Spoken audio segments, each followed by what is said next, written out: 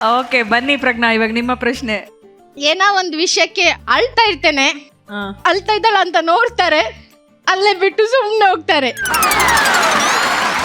ಅದು ಬಿಟ್ಟು ಏನಾಯ್ತು, ಯಾಕೆ ಅಳ್ತಾ ಇದ್ಯಾ, ಏನ್ ಸಮಾಧಾನ ಆದ್ರೂ ಮಾಡ್ತೀರಾ ನೀವು? ಯಾವತ್ತಾದ್ರೂ ಒಂದಿನ ಬಂದು ಸಮಾಧಾನ ಮಾಡಿದ್ರೆ ರೀಸನ್ ಕೊಡ್ತೇನೆ. ಈಗ ಏನ್ ಕ್ವಶನ್? ಅವರು ಅವಾಗ ಸಮಾಧಾನ ಮಾಡೋದಿಲ್ಲ ಅಳುವಾಗ. ಮೇಡಮ್, ಪ್ರಜ್ಞಾ ಸ್ಪಾಂಜ್ ಕೊಡೆ, ನಾನು ಇಲ್ಲಿಂದಾನೇ ಬಿಸಾಡ್ತೀನಿ.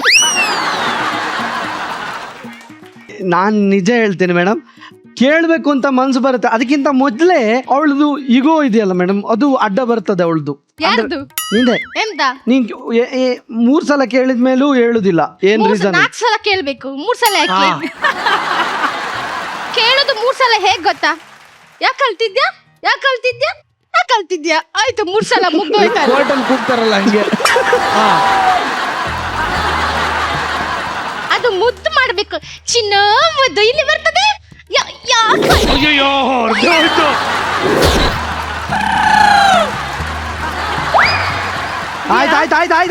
ಅದು ಬೀಳಿಲ್ಲ, ಅಲ್ಲಿ ಹರಿದೋಯ್ತು. ಇದು ಮ್ಯಾಮ್ ಕಡೆಯಿಂದ ಮ್ಯಾಮ್ ಆಗ ಕೇಳಿದ್ರಲ್ಲ ಒಂದು ಸ್ಪಾಂಜ್, ಅದು ಬಿಡ್ಲಿಲ್ಲ.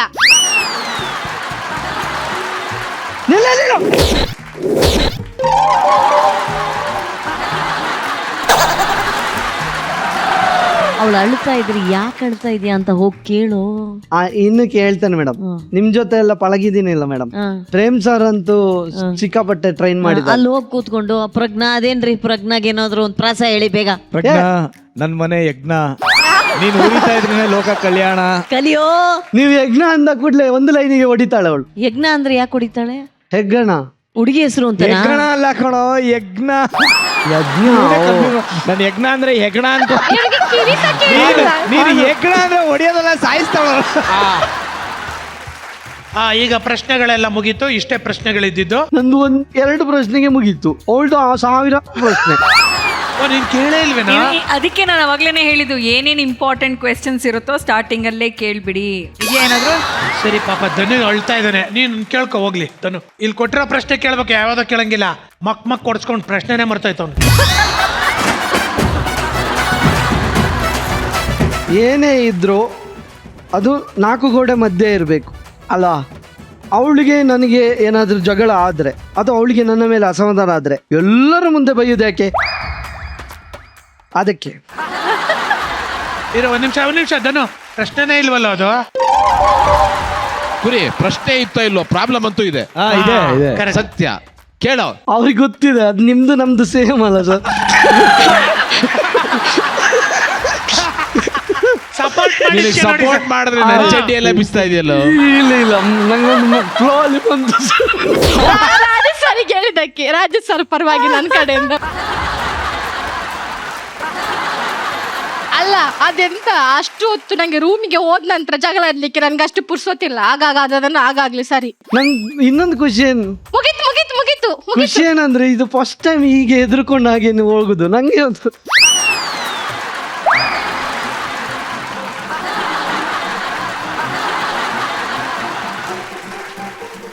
ಸಾರಿ ನೋಡಿ ಪಾಪ. ಪ್ರಶ್ನೆಗಳು ಮಜವಾಗಿತ್ತು, ಉತ್ತರಗಳು ಇನ್ನೂ ಮಜವಾಗಿತ್ತು, ಸಕ್ಕತ್ತಾಗಿತ್ತು. ನಾವಂದ್ರು ಇವ್ರಿಗೆ ಎಷ್ಟು ಪ್ರಾಬ್ಲಮ್ಸ್ ಇತ್ತೋ ಇಲ್ಲೋ ಗೊತ್ತಿಲ್ಲ, ನಾವಂದು ಸಿಕ್ಕಾಪಟ್ಟೆ ನಕ್ಕಿದೀವಿ. ನಮ್ಮ ಜಡ್ಜಸ್ ನ ಕೇಳ್ಬೇಡ ರಾಜೇಶ್ ಅವರೇ. ಯಾವ್ದೋ ಕಾರ್ಟೂನ್ ನೆಟ್ವರ್ಕ್ ನೋಡ್ದಂಗಿತ್ತು. ಉತ್ತರ ಎಷ್ಟು ಮಜವಾಗಿತ್ತು, ಪ್ರಶ್ನೆನೂ ಅಷ್ಟೇ ಮಜವಾಗಿತ್ತು. ಇಷ್ಟೇ ಇರ್ಲಪ್ಪ ನಿಮ್ ಲೈಫು, ಇಷ್ಟೇ ಸಿಂಪಲ್ ಆಗಿರ್ಲಿ, ಇಷ್ಟೇ ಕಂಪ್ಲೇಂಟ್ಸ್ ಇರ್ಲಿ, ಅದಕ್ಕೆ ಇಷ್ಟೇ ಉತ್ತರ ಇರ್ಲಿ, ಹಿಂಗೆ ಇದ್ಬಿಡಿ ಅಷ್ಟೇ. ಥ್ಯಾಂಕ್ ಯು ಒಳ್ಳೇದಾಗ್ಲಿ.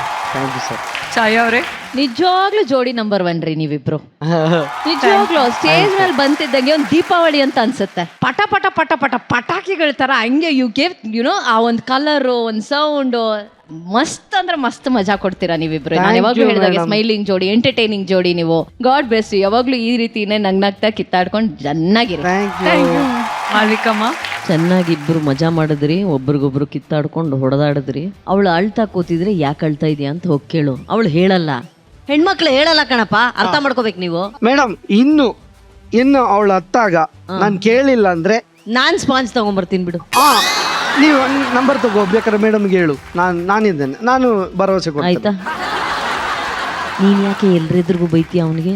ರೂಮ್ ಒಳಗಡೆ ಕರ್ಕೊಂಡೋಗಿ ಕಂಬಕ್ಕೆ ಕಟ್ಟಾಕಿ ಹೊಡಿ, ಯಾರಿಗ್ ಗೊತ್ತಾಗುತ್ತೆ?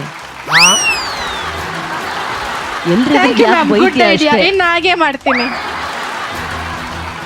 Thank you so much. ಎಷ್ಟು ಚೆನ್ನಾಗಿ ಐಡಿಯಾ ಕೊಟ್ರಿ ಅಂದ್ರೆ ಮೇಡಮ್. ಅಕ್ಕ ಇಂಥ ಸಖತ್ತಾಗಿ ಸ್ನೇಹಿತರು ಹೇಳ್ಕೊಡ್ತಾರೆ. ಶೋಗೊಬ್ರಲ್ಲ, ಊರ್ಗೊಬ್ರಲ್ಲ, ದೇಶಕ್ಕೊಬ್ರಿದ್ರೆ ಸಾಕು. ಪಕ್ಕದಲ್ಲಿ ಬೆಂಕಿ ಹಾಕ್ತಾರಲ್ಲ, ದೇಶಕ್ಕೊಬ್ರಿದ್ರೆ ಸಾಕು.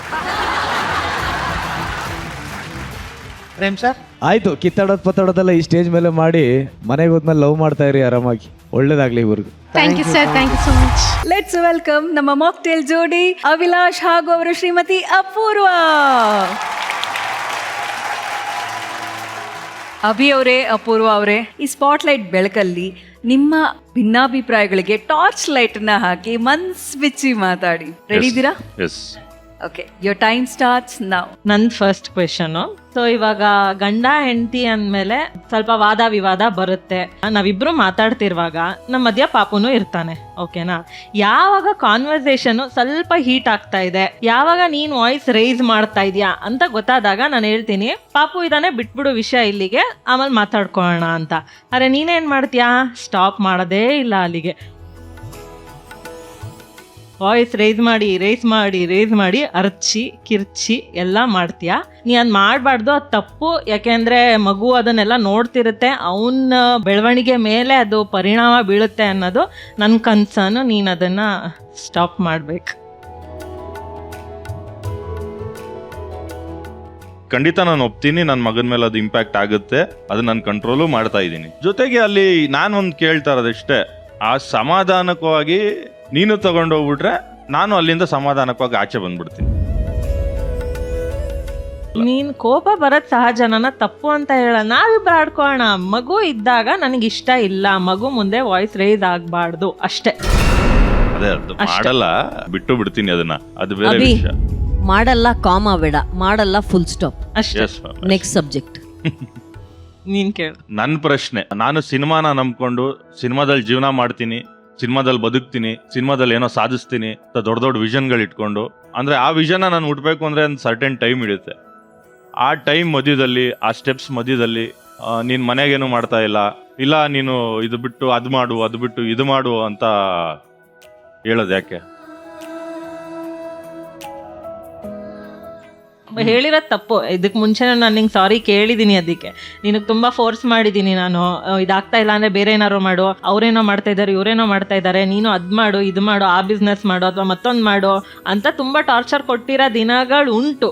ಬಟ್ ನೀನು ಯಾವಾಗ ನಂಗೆ ಸ್ವಲ್ಪ ಟೈಮ್ ಕೊಡು ಅಂತ ಕೇಳಿದ್ಯಾ, ನಾನು ಅದನ್ನು ಒಪ್ಕೊಂಡು, ಇಟ್ಸ್ ಬೀನ್ 8 years ಆಯಿತಾ, ಇವಾಗ ಚೆನ್ನಾಗಿದ್ದೀವಿ, ಮುಂದಕ್ಕೂ ಚೆನ್ನಾಗಿರ್ತೀವಿ. ಬಟ್ ನಾನು ಅವಾಗ ನಿನಗೆ ತೊಂದರೆ ಕೊಟ್ಟಿರೋದಕ್ಕೆ ಐ ಆಮ್ ಸಾರಿ.